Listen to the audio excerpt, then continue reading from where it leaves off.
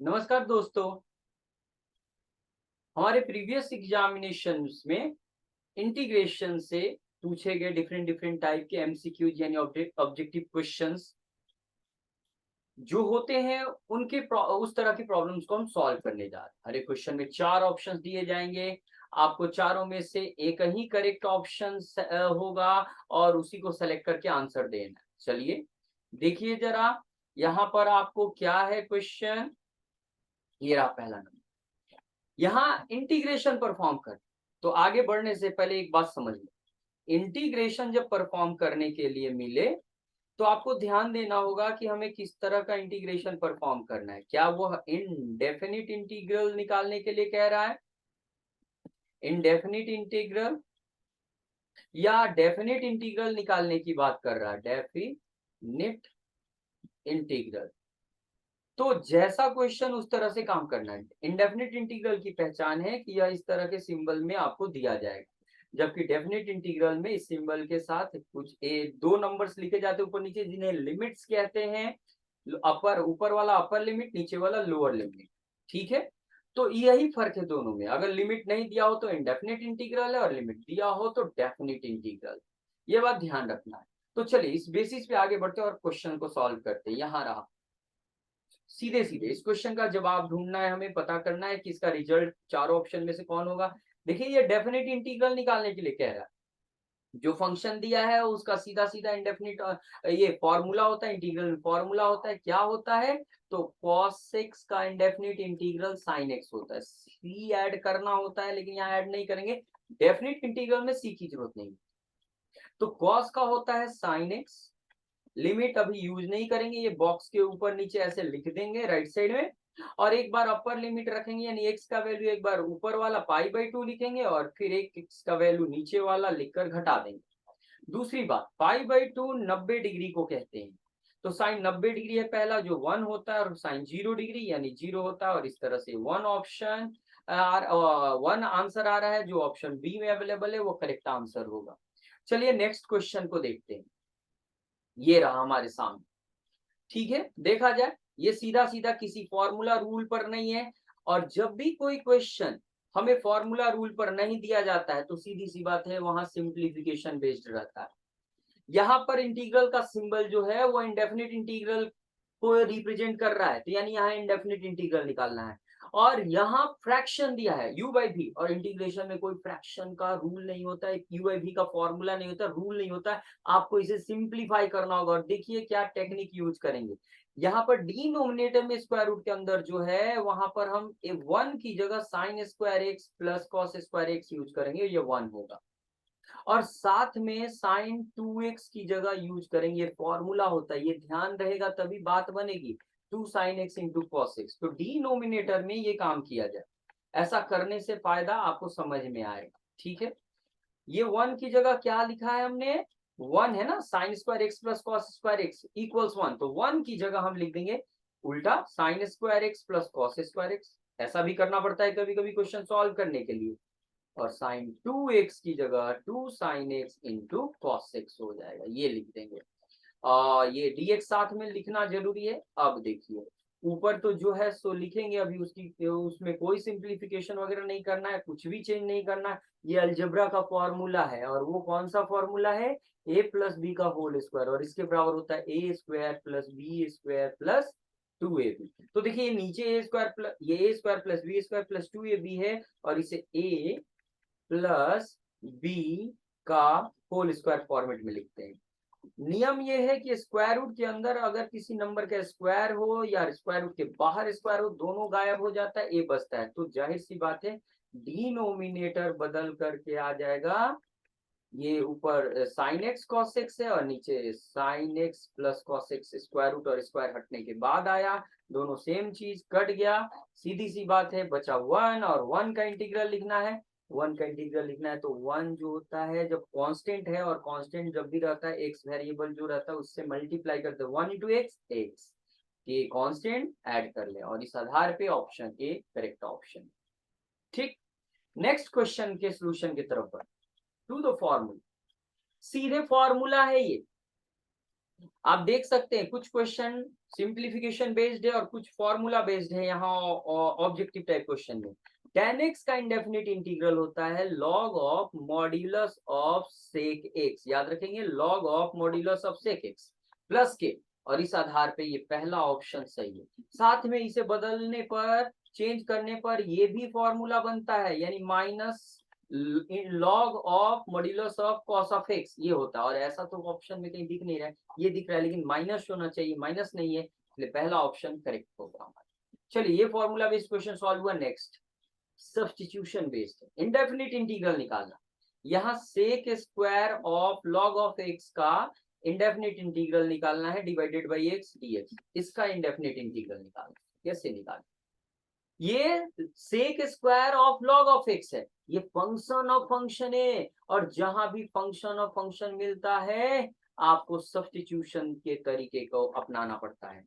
ये जो एंगल है इसको सब्स्टिट्यूट कीजिए, थोड़ा फास्ट सब्स्टिट्यूशन करेंगे। सब्स्टिट्यूटिंग क्या है? लॉग ऑफ एक्स को एक्स जेड के बराबर कुछ नया सिंबल मान लेते हैं, साथ में सब्स्टिट्यूट करते हैं डिफरेंशियल, dx को भी बदलना है, उसके लिए क्या करते हैं दोनों तरफ d लिख देते हैं, जिसे डिफरेंशियल ऑफ फंक्शन कहते हैं।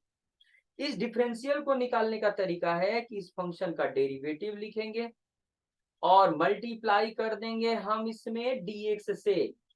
राइट साइड में dz है तो dz को dz ही छोड़ देंगे। log x का डेरिवेटिव 1/x होता है और ये dx हो गया dz।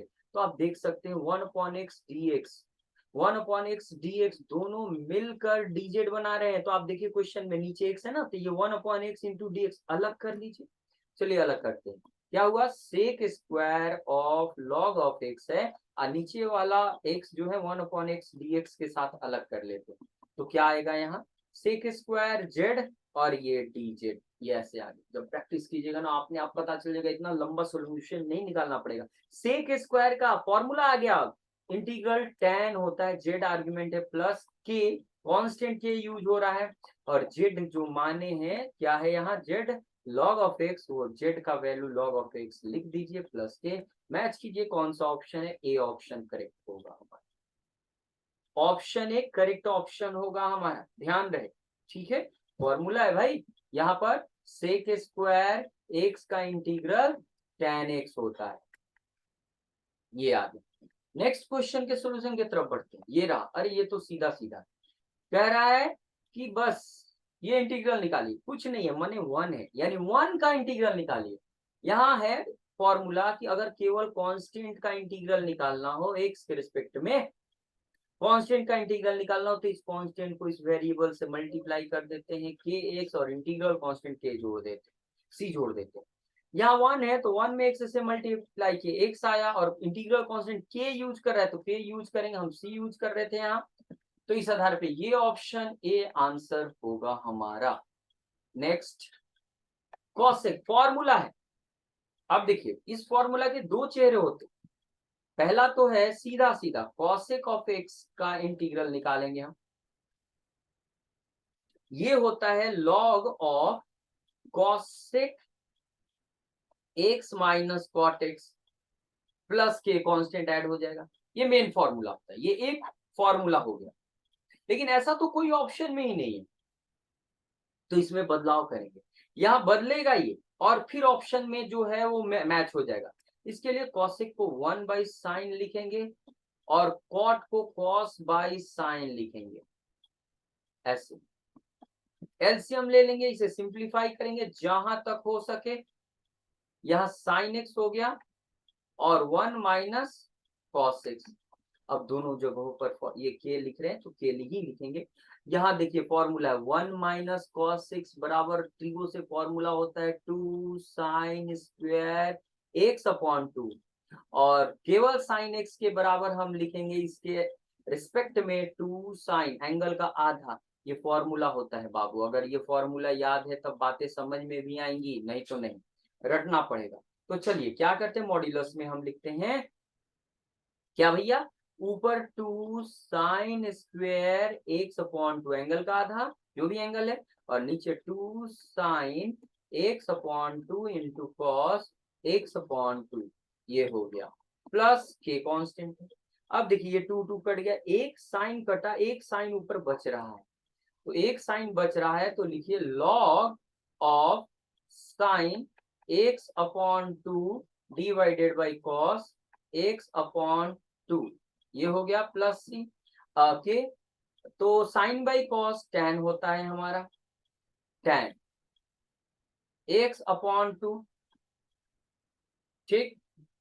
और ये देखिए मैच हो रहा है क्या कहीं, या यहाँ मैच हो रहा है हमारा, पर पहला ऑप्शन हमारा आंसर हो जाएगा और कोई मैच नहीं है। तो इस तरह से इस प्रॉब्लम को सॉल्व करेंगे, थोड़ा ध्यान देने वाली बात होती है, ध्यान देंगे काम हो जाएगा। नेक्स्ट ये देखिए ध्यान से कि यहाँ एक फॉर्मूला होता है डायरेक्ट।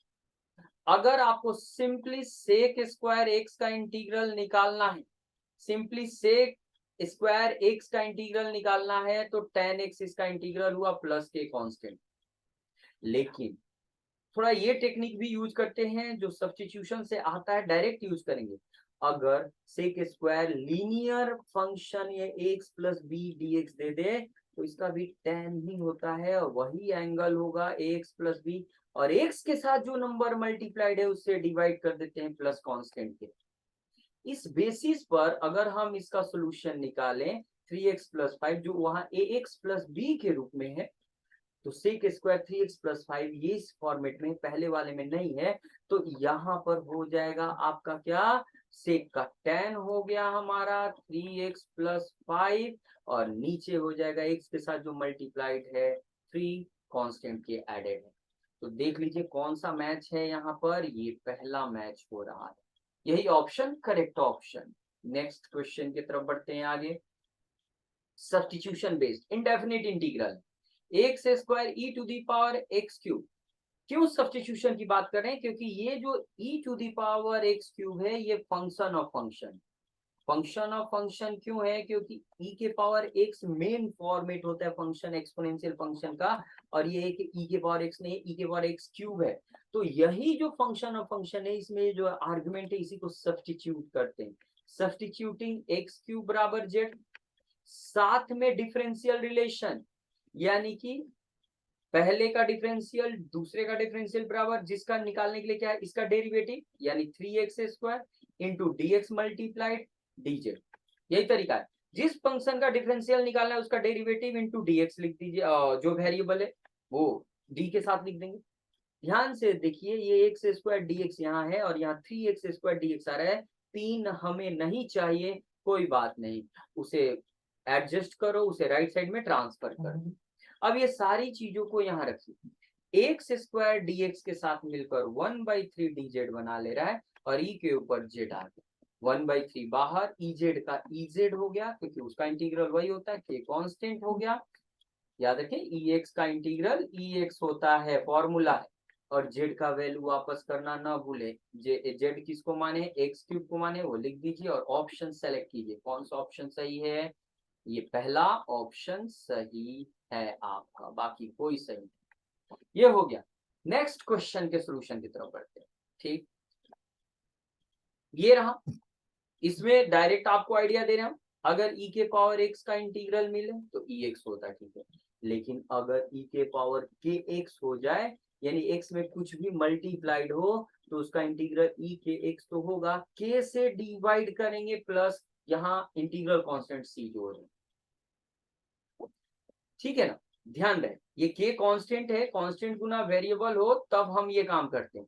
तो इस ये डेफिनेट इंटीग्रल यहाँ निकालना है, e के पावर x अपॉन 2, यहाँ k की जगह kx के फॉर्मेट में है, केवल x नहीं है, x/2 है, तो यहाँ 1/2 k है, तो e का तो e होता है, और डिवाइडेड बाई जो k मल्टीप्लाइड है वो, और limit 0 to,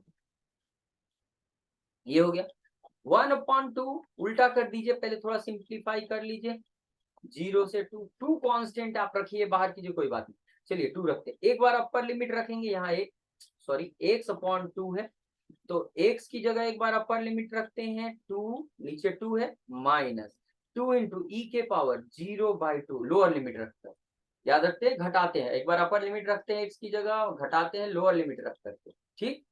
2 into e to the power 2/2 1 लिखते नहीं है, और ई टू दी पावर 0 हो जाएगा बंधु, ई के पावर 0, ई के पावर 0 1 होता है, तो 2e माइनस 2 इंटू 1 तो आ जाएगा 2e माइनस 2 कॉमन लेना पड़ेगा क्योंकि आंसर में हमें ऐसे कॉमन लेके दे रहा है, और इसके आधार पे ए ऑप्शन करेक्ट आंसर होगा हमारा। नेक्स्ट क्वेश्चन की तरफ बढ़ते हैं। ये रहा फॉर्मूला बेस्ड है, यहाँ आपको फॉर्मूला यूज करना है क्या, 1/1 प्लस एक्स स्क्वायर dx के एक्स के रिस्पेक्ट में इंटीग्रल ये होता है tan इनवर्स एक्स। तो यहाँ डेफिनेट इंटीग्रल दिया है भाई, लिमिट के साथ दिया है dx upon 1 plus x square, तो 1/1 प्लस एक्स स्क्वायर का तो tan इनवर्स होता है। लिमिट का काम तो लास्ट में होता है इंटीग्रल निकालने के बाद। अब एक बार अपर लिमिट रख लीजिए √3 और एक बार लोअर लिमिट रख दीजिए 1। यहाँ जो फॉर्मेट है ध्यान दीजिए, इसका रिजल्ट लिखना बाकी है। ये आपसे पूछ रहा है tan कितना डिग्री √3 होता है भाई, 60 डिग्री, वो π/3 लिखेंगे। और tan कितना डिग्री 1 होता है, 45 डिग्री, यानी π/4 लिखेंगे। एलसीएम लीजिए 12, ये आ जाएगा 3 से कटने के बाद 4 और 4 से कटने के बाद 3, 4 में से 3 घटा दीजिए 1 π/12, और इस बेसिस पर ए ऑप्शन करेक्ट आंसर होगा।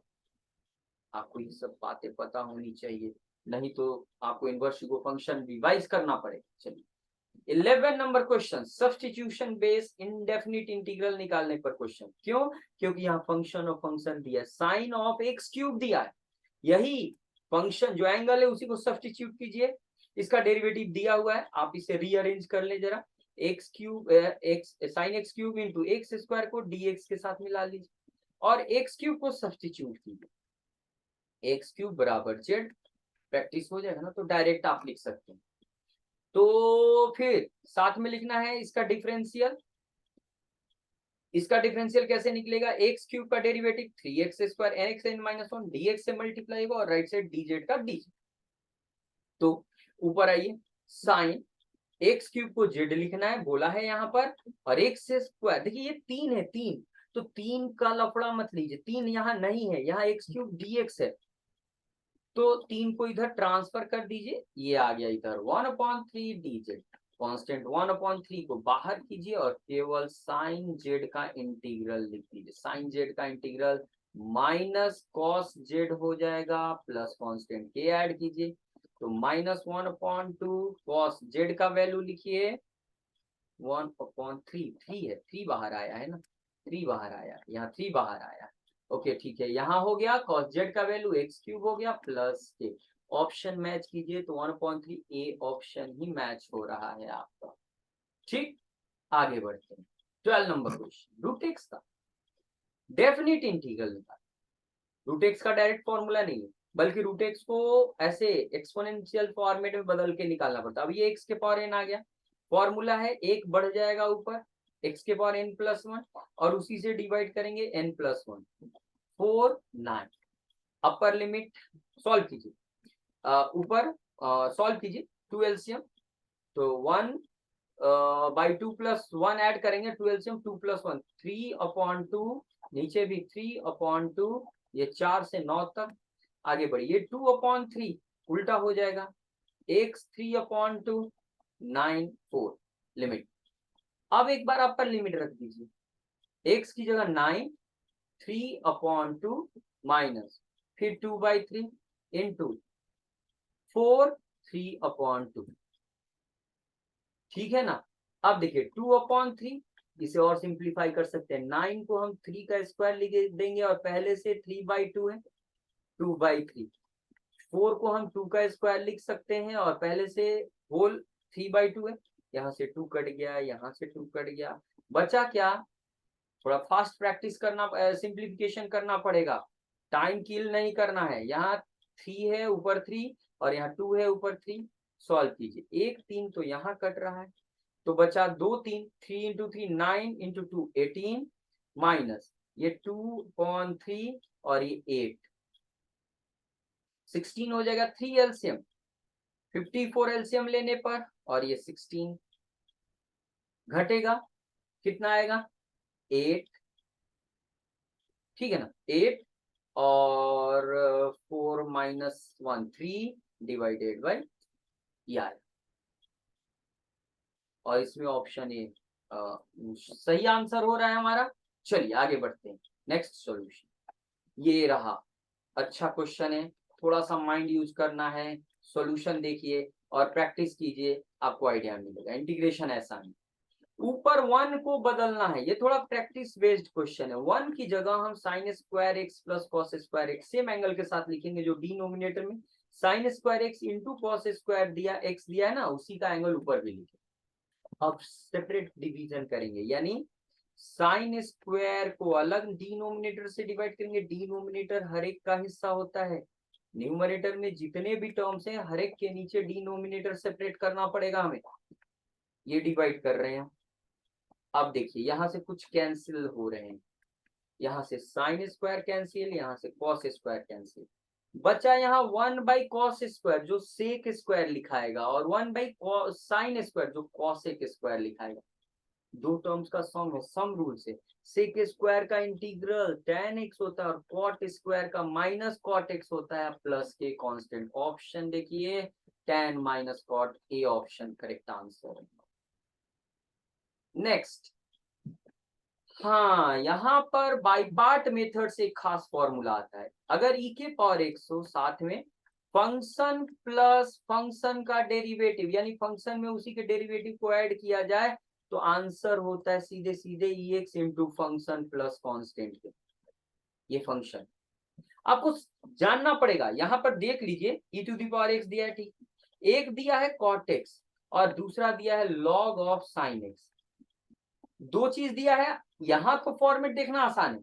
यहाँ देखिए कौन फंक्शन बोलेंगे, इसको या इसको, तो पता कर लीजिए। अगर इसको फंक्शन बोल रहे हैं तो इसका डेरिवेटिव ये होना चाहिए, जो कि होगा नहीं, क्योंकि कॉट का डेरिवेटिव माइनस कॉसेक स्क्वायर होता है, तो ये मानिए, और इसका डेरिवेटिव ये है। चेक कर लीजिए भाई, आप रफ पे चेक कीजिए। लॉग ऑफ साइन एक्स का डेरिवेटिव चेन रूल से मिलेगा।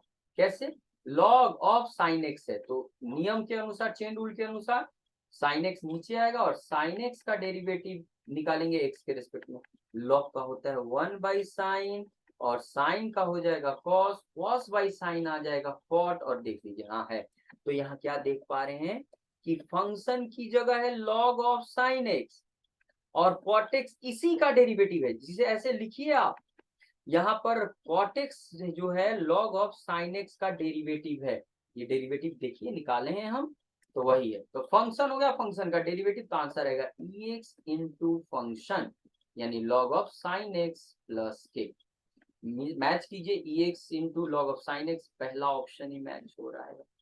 सब में कमाल है, ए ऑप्शन ही मैच हो रहा है। नेक्स्ट क्वेश्चन, डेफिनिट इंटीग्रल 0 से पाई बाई 4 के बीच tan स्क्वायर का, डायरेक्ट कोई फॉर्मूला नहीं, यहाँ ट्रांसफॉर्मेशन करना पड़ेगा।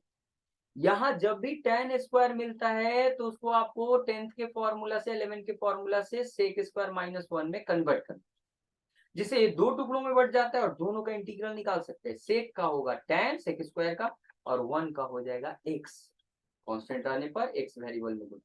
अब एक बार अपर लिमिट रखिए पूरे x की जगह, पूरे फंक्शन में pi by 4 minus pi by 4, और एक बार घटाइए लोअर लिमिट रख करके, यानी tan 0 माइनस 0, x की जगह 0 रखना है। अब आइए tan पाई बाई 4 यानी tan 45 डिग्री, tan 45 डिग्री 1 होता है, पाई बाई 4 पाई बाई 4 रहेगा, tan 0 0 होता है और ये 0 0 वाला हिस्सा हट जाएगा, तो बचेगा 1 माइनस पाई बाई 4, वो 0 है, हट जाएगा, और ऑप्शन ए करेक्ट हो गया। ठीक, आगे यहां पर आगे ये क्वेश्चन है और प्रॉपर्टी बेस्ड है, ध्यान रहे प्रॉपर्टी बेस्ड है, प्रोसेस से तो लंबा हो जाएगा। प्रॉपर्टी क्या है ध्यान रखेंगे, यहाँ डेफिनेट इंटीग्रल की प्रॉपर्टी है, प्रॉपर्टी ऑफ डेफिनिट इंटीग्रल कहता है कि अगर 0 से पाई बाई ए, 0 से ए, 0 से ए लिमिट हो, 0 से शुरू हो, लोअर लिमिट 0 हो, अपर लिमिट ए हो, और ऊपर फंक्शन है, नीचे वही फंक्शन है, और प्लस में a प्लस एक्स है यहाँ फंक्शन का फॉर्मेट, तो आंसर होता है क्या बंधु, अपर लिमिट बाई 2। क्या होता है, अपर लिमिट का आधा, ये सीधे आंसर, ये वही है। यहाँ ध्यान से देखिएगा, 0 से पाई बाई 2, पाई बाई 2 होना चाहिए। ये साइन एक्स है, ऊपर एफ एक्स जिसे बोलेंगे, फिर से साइन एक्स है तो नीचे भी एफ एक्स है, और ये कॉस एक्स है। कॉस एक्स एक्चुअली में साइन ए प्लस एक्स है, मतलब ए क्या है, पाई बाई 2। अब देखो ध्यान से, ये फॉर्मेट है बड़ा सिंपल सा, ध्यान देना होगा सिंप्लीफिकेशन पे। Sign x plus sine x, देखिए तीनों जगह एफ नाम का फंक्शन है, यहाँ एफ ऑफ एक्स है, एफ ऑफ एक्स, और यहाँ एफ ए प्लस एक्स है, एफ ऑफ ए यही है। तो यहाँ कॉस जो है एक्चुअली में साइन ए माने पाई बाई 2 प्लस एक्स है। Sine 90 plus x cos x होता है भाई, तो cos x actually sine 90 plus x है, तो इसी फॉर्मेट पर है, तो अपर लिमिट का आधा आंसर आ जाएगा, और इस बेसिस पर पाई बाई 4 होगा, और यहाँ ऑप्शन ए में, ऑप्शन ए करेक्ट ऑप्शन। दूसरा तरीका आपको हम बता दे रहे हैं, अगर ये आपको दिक्कत लगे, इसे आई मानिए, फास्ट कैलकुलेशन करना होगा, नहीं तो भाई टाइम बर्बाद होगा, और यहाँ sign x plus cos x है dx, ओके, इसे इक्वेशन 1 मान। एक प्रॉपर्टी होता है, कहता है कि 0 से a तक अगर किसी फंक्शन को इंटीग्रेट कर रहे हैं तो ये बराबर होता है फंक्शन में x की जगह इनपुट a माइनस एक्स रख कर इंटीग्रल निकालने के। ध्यान दे, ये प्रॉपर्टी है, 0 से a तक अगर एफ एक्स का इंटीग्रल निकालना है तो ये बराबर होता है 0 से a तक ही एफ ए माइनस एक्स के, यानी जहां जहां पर x है उसकी जगह a माइनस एक्स, ए क्या है पाई बाई 2, तो यहाँ लिख दीजिए ऊपर पाई बाई 2 माइनस एक्स एक्स की जगह, नीचे cos pi by 2 minus x x की जगह, मैंने पूरा साइन है, सॉरी साइन है ये, और जहां जहां एक्स है पुराने वाले एक्स की जगह हमें पाई बाई 2 माइनस एक्स लिखना होगा, जो फॉर्मूला देता है। क्या फॉर्मूला भैया, साइन पाई बाई 2 यानी 90 degree minus x cos x होता है, और cos 90 degree minus x sine x होता है। तो फिर से लिख दीजिए जरा, 0 से पाई बाई 2, ऊपर sine 90 minus x cos x हो जाएगा, sine 90 minus x cos x हो जाएगा, cos 90 minus x sine x हो जाएगा। आप देख सकते हैं इस प्रॉपर्टी को यूज करने पर ऊपर न्यूमरेटर बदल चुका, ऊपर साइन एक्स है तो कॉस एक्स, लेकिन डिनोमिनेटर सेम है, साइन एक उल्टा है, कोई दिक्कत नहीं, उल्टा चलेगा, सेम है। अब दोनों को ऐड कर दीजिए, ये भी आई है और ये भी, प्रॉपर्टी यूज करने पर रिजल्ट नहीं बदलता है, दोनों को ऐड कीजिए तो लेफ्ट साइड में आई प्लस आई आ जाएगा, और राइट साइड में 0 से पाई by 2 sine x by sine x plus cos x x के रिस्पेक्ट में, प्लस 0 से पाई बाई 2 दूसरा वाला कॉस एक्स बाई, नीचे भी सीधा लिख रहे हैं sign x plus cos x. आप देखिए दोनों का लिमिट सेम है, इधर भी 0 से पाई है, इधर भी 0 से पाई है, और लेफ्ट साइड में आई प्लस आई 2i हो गया, तो दोनों को एक ही इंटरवल में ले लेंगे, ठीक, दोनों को एक ही इंटरवल लेने के बाद एलसीएम ले लेंगे, नीचे एलसीएम क्या हो जाएगा sign x plus cos x, दोनों के डिनोमिनेटर में, ऊपर में पहला वाला है साइन एक्स, अब प्लस हो जाएगा, ऐड कर रहे हैं sign x plus cos x, और dx देखिए दोनों कट गए, बचा क्या 1, 1 का डेफिनेट इंटीग्रल 0 से पाई के बीच निकालना है, 1 का होता है x, x हो गया 0 से पाई बाई 2 के बीच, upper limit minus lower limit, pi by 2 minus 0, और बचा पाई बाई 2, तो 2i बराबर आया पाई बाई 2, 2i बराबर आया क्या आया पाई बाई 2, तो 2 को उधर भेज दें तो i बराबर आ जाएगा पाई बाई 4, यही तो था हमारा पहले। तो दोनों में से जो तरीका अपनाना है अपनाइए और सॉल्यूशन दीजिए। नेक्स्ट सॉल्यूशन क्वेश्चन की तरफ बढ़ते हैं, ये रहा, सिंपल है, ये खास ट्रिको फॉर्मेट है और इसमें कन्वर्जन बड़ा आसान है, 1 की जगह हम लिख देंगे साइन स्क्वायर, ये बड़ा ही खास तरह का ट्रिगो एक्सप्रेशन है और ये ट्रांसफॉर्मेशन भी इसके लिए बड़ा इंपॉर्टेंट है। साइन 2 थीटा की जगह 2x की जगह 2 sine x into cos x लिख देंगे, dx बाहर है। अब देखिए ये फॉर्मूला अलजेब्रा से आ गया, a square minus b square minus 2ab, तो ये हो जाएगा a माइनस बी का होल स्क्वायर dx, रूट है और स्क्वायर है, दोनों के दोनों हट जाएंगे, यहाँ रूट है, स्क्वायर रूट का किसका है स्क्वायर का, ये हो गया, साइन का इंटीग्रल है माइनस कॉस एक्स और कॉस एक्स का साइन एक्स, यहाँ उल्टा हो गया, यहाँ हमें कॉस पहले लिखना होगा और साइन बाद में, यहाँ कॉस पहले और साइन बाद में, ठीक है ना। यहाँ कॉस पहले और साइन बाद में, तब तो जाकर बात बनेगी, नहीं तो उससे मैच नहीं होगा। जो फॉर्मेट ले साइन पहले कॉस बाद में, तो मैच नहीं होगा। कॉस का इंटीग्रल साइन एक्स होता है और साइन का होता है minus cos x plus constant के। थोड़ा सा ऑर्डर मेंटेन करना पड़ता है, ध्यान रखना पड़ता है, प्रैक्टिस करनी पड़ेगी आपको। प्लस के, तो इस आधार पे ऑप्शन ए करेक्ट हुआ हमारा। नेक्स्ट, ये तो सीधे फॉर्मूला है भाई, देखिएगा ध्यान से। 1/1 प्लस एक्स स्क्वायर, फॉर्मूला होता है tan इनवर्स एक्स, कहीं नहीं, प्लस कांस्टेंट सी। एक और formula -1/1 plus x square dx होता है, और इसका आंसर होता है cot inverse x plus. Cot तो दिख रहा है यहाँ इनवर्स में, tan इनवर्स तो कहीं नहीं दिख रहा है, तो ये तो हमारा होगा नहीं। तो फिर ये तो माइनस में कॉट है, तो कैसे करें, यहाँ माइनस कॉट इनवर्स है एक्स। तो एक्चुअली में इसमें थोड़ा मॉडिफिकेशन करते हैं, यहाँ लेफ्ट वाला माइनस हटा देते हैं, तो ये राइट साइड में चला जाता है, कांस्टेंट के साथ नहीं, कॉट के साथ। तो ये ऑप्शन आपका बता रहा है कि डी ऑप्शन करेक्ट है। पहला ऑप्शन, ये फॉर्मूला है लेकिन ये ऑप्शन में नहीं है, ये भी फॉर्मूला है लेकिन ये तो माइनस में नहीं है, यहाँ -1/1 प्लस एक्स स्क्वायर का इंटीग्रल नहीं है, तो जाहिर सी बात है ये मॉडिफिकेशन के बाद आपको आंसर मिल जाए। नेक्स्ट देखते हैं, ये रहा फॉर्मूला है बाबू, कहता है कि 1/x स्क्वायर प्लस ए स्क्वायर, कॉन्स्टेंट का स्क्वायर, वेरिएबल का स्क्वायर प्लस कॉन्स्टेंट स्क्वायर हो तो 1/a tan इनवर्स x/a लिखते हैं, प्लस कांस्टेंट। यहाँ पर जो इंटीग्रल निकालने के लिए कह रहा है एक्स स्क्वायर प्लस 16, तो वेरिएबल एक्स स्क्वायर ठीक है, 16 को हमें स्क्वायर के फॉर्मेट में चेंज करना पड़ेगा, तभी वो फॉर्मूला पर सेट होगा, और इसके लिए हमें इसे 4 स्क्वायर लिखना पड़ेगा। अब आ गया ये एक्स स्क्वायर प्लस ए स्क्वायर, तो होता answer 1/a into tan inverse x/a, और इस बेसिस पर हमारा आंसर क्या होगा, 1/a tan inverse x/a, B option answer. Next और लास्ट, ये फॉर्मूला सेक का इंटीग्रल ये होता है, ये फॉर्मूला होता है, क्या है, फॉर्मूला है। क्या है फॉर्मूला, सेक एक्स का इंटीग्रल होता है, indefinite integral log of modulus of sec x plus tan x, और इंटीग्रल कांस्टेंट सी हो या के हो, ये फॉर्मूला होता है, फॉर्मूला याद रखिए। इस प्रकार इस तरह की प्रॉब्लम को सॉल्व करते पूरे वीडियो को बड़े ध्यान से देखें, प्यार से देखें, दुलार से देखें। कहीं दिक्कत हो कमेंट बॉक्स में कमेंट करें, चैनल सब्सक्राइब करना ना भूलें, लाइक करें, शेयर करें, कमेंट करें। Thank you very very much.